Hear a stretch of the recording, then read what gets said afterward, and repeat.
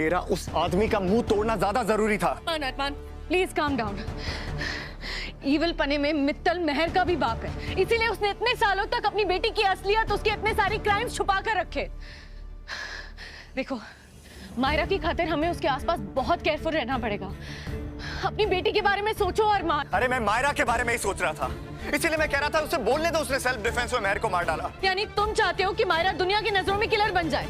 जो जुर्म उसने किया नहीं है उसे कबूल कर ले। किलर? सेल्फ डिफेंस में किसी की जान चली जाती है तो आदमी किलर नहीं कहलाता अबीरा।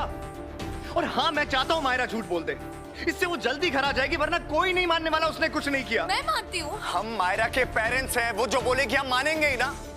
पर हम क्या मानते हैं उससे जज को कोई लेना देना नहीं है।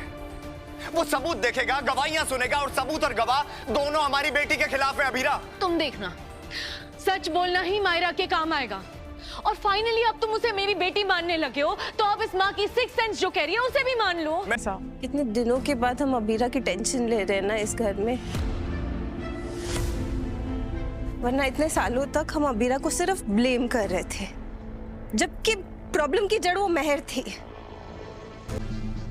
मायरा और अरमान की जिंदगी में अगर कोई मुश्किलें आई हैं तो 8 साल पहले भी वो अबीरा की वजह से आई थी, और आज भी वो अबीरा की वजह से ही आई हैं।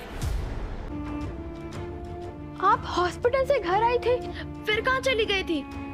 माधव अंकल, दादी, आंटी, हम सबको टेंशन के बारे फीवर हो गया था। I am sorry baby girl, मैं मंकी से मिलने रिमांड होम गई थी।